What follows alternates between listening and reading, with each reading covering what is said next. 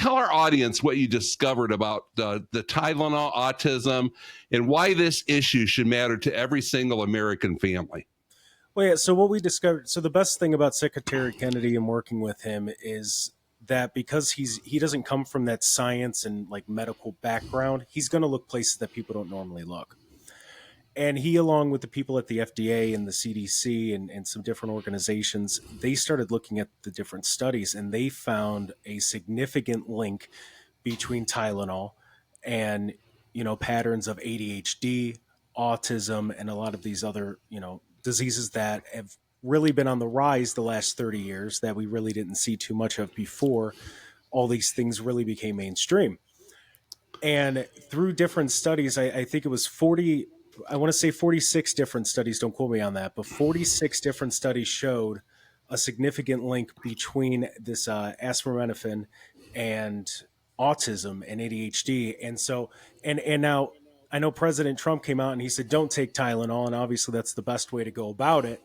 But by all means, if you're in pain and there's nothing else that's going to help, then yeah, take Tylenol, but don't overdo it. Don't do it for a social media trend and then end up in the hospital and then, wonder why your healthcare bills are insanely high. That's not Bobby Kennedy's fault. That's your fault. You know the risks. And now they're going to try to put a warning label just saying, if you take this while you're pregnant, these could be some of the side effects.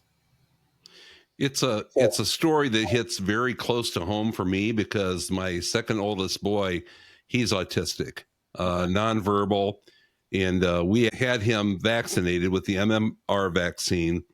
And he had actually even been saying a couple of words, was, pretty advanced. He was a little less than 18 months. I can't remember the exact age, but took him, had him vaccinated, and we brought him home. And just a few hours later, he was just a blank slate.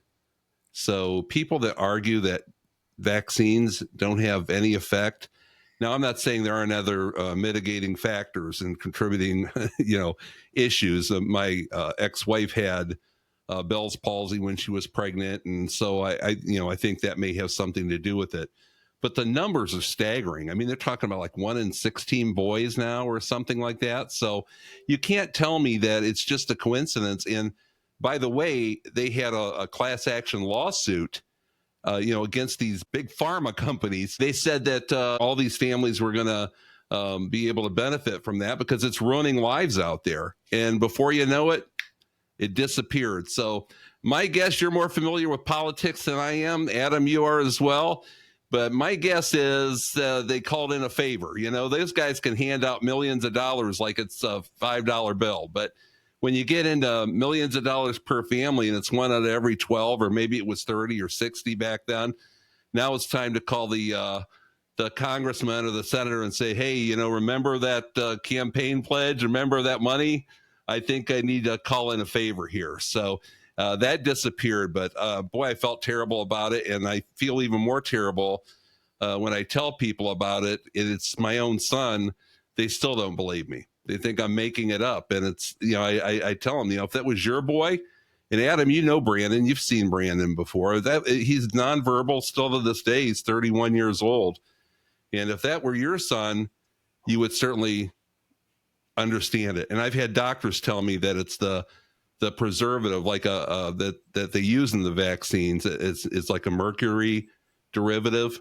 And that has been the whole problem. They're still using it until it was done. Then they were going to replace it. So that's what I have to say about that issue. It really hit me hard.